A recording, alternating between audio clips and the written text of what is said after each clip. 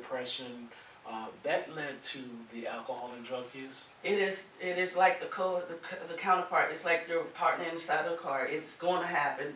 Most people, like Adara he was diagnosed. They did give him medication. They offered it. He told me he was not going to take that medicine. He was not crazy. He can do this without the medication, and would not do it. And at 21, 22, there's nothing much that I could do besides try to stay there.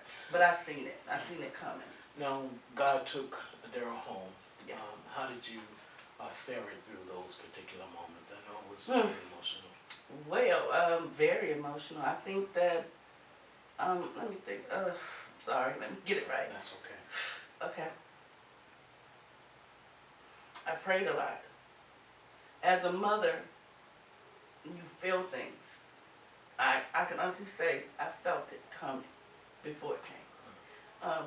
Because it was getting so erotic, because he had so much things that he was doing so quickly that last 6 months.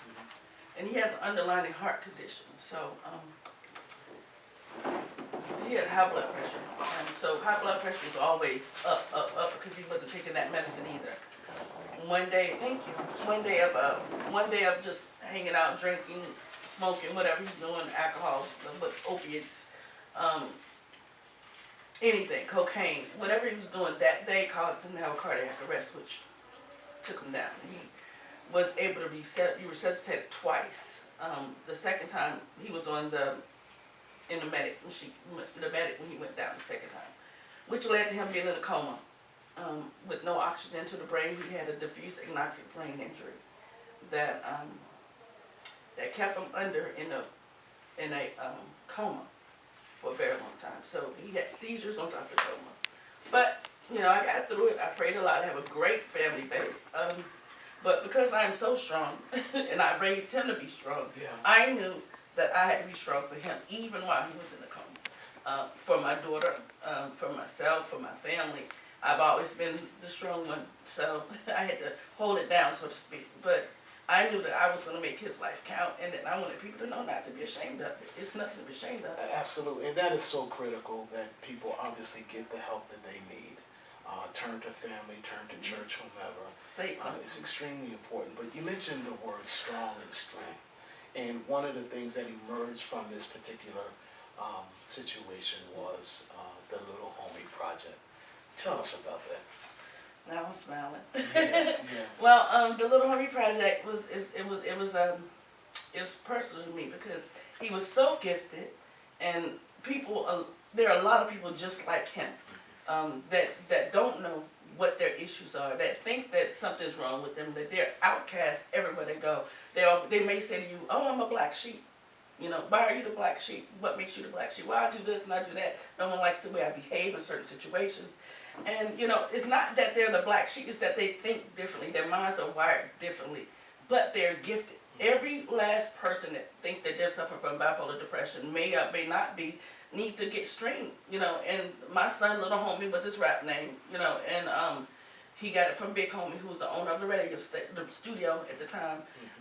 So he mimicked him after him. So I said, there are a lot of little homies out there just like my son, and they just don't know, mothers that don't know what to do or how to communicate, or don't know that they have a future ahead of them that can be lived in a great way. Absolutely. It was just being aware of what it is and not being ashamed of it. There's absolutely nothing to be ashamed of. Absolutely. Let's fix it. Let's talk about it. Stop hiding from it. Yeah. Don't be embarrassed by it, because half of the world has it. Halle Berry, Chris Brown, Kanye.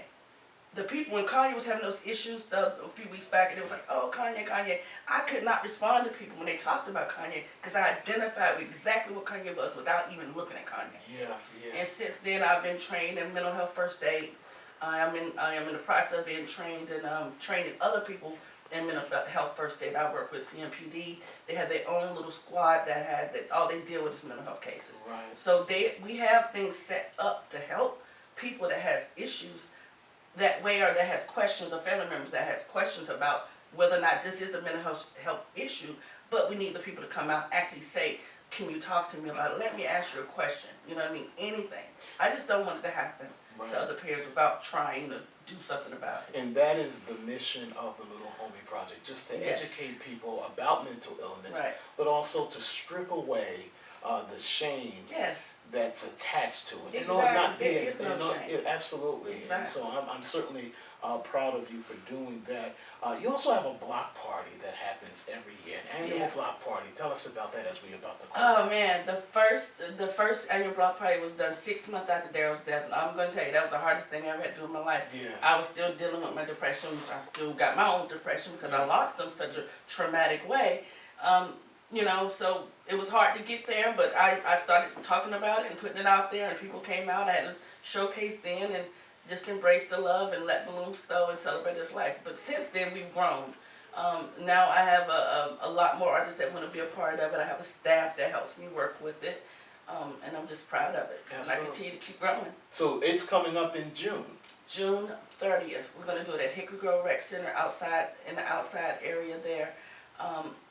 One thing about the Little Homie Projects, I am going to have a music studio tied to that. Okay. So when music is applied with behavioral health, it'll kind of come together. So that's why I'm doing the showcases. But yeah, it'll be June the 30th, Hickory Grove Rec. So this is your 5 to catharsis. This is part of your catharsis to make sure that your son's legacy is appreciated by many. Appreciate it, never gonna die. They will know who he is. It's something that he always wanted to do, and I said if he couldn't do it in life, I will make sure he does it in death. Absolutely. Well, Sharice Urban, thank you so much for joining me today.